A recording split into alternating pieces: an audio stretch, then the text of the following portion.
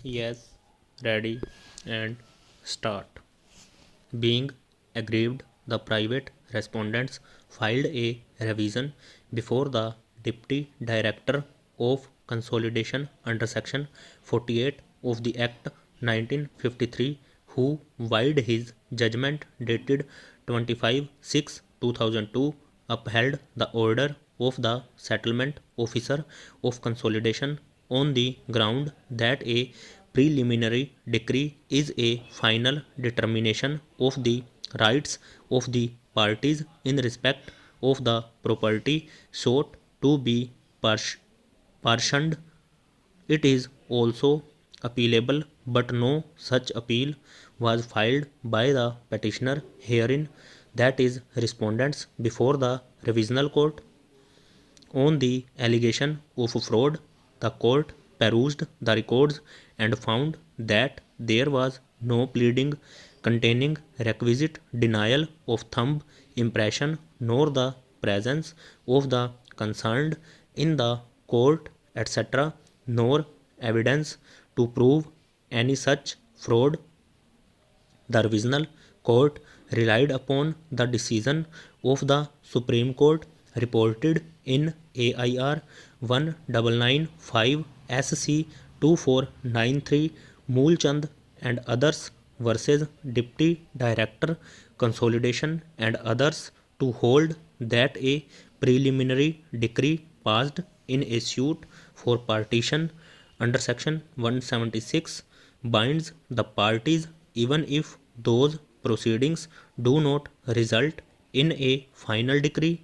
If the said preliminary decree is not challenged in appeal, therefore, the preliminary decree dated 1/3/1986 passed on the basis of compromise which had been duly proved was binding upon the petitioners and also operated as estoppel, and principle of acquiescence also applied.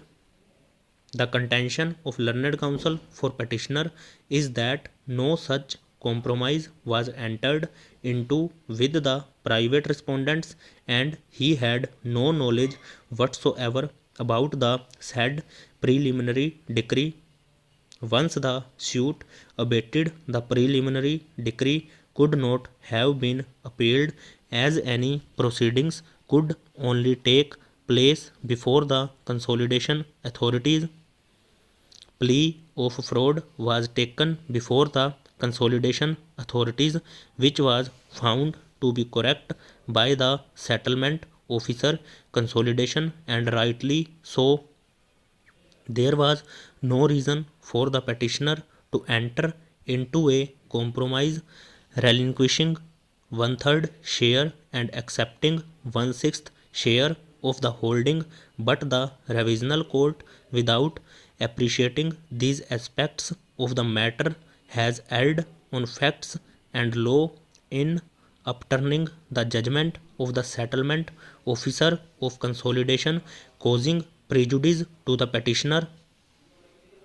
Shri V.K. Singh, learned counsel appearing for private respondents, has relied upon the decision of the Supreme Court in the case of Moolchand (Supra) to contend that preliminary decree prepared in regular suit under Section 176 for partition/division of share, which had not been appealed, was binding upon the parties and had to be given effect in consolidation proceedings between the parties. Therefore, the revisional court had adopted a correct approach in deciding the matter.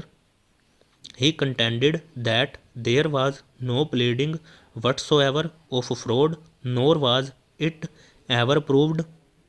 On the question of variance of shares, contrary to what the petitioner was legally entitled, the pedigree being admitted to the parties, he placed reliance upon the judgment of this court report in Shrimati Manraji versus Deputy Director of Consolidation and others 2010 (1 ADJ 249 over.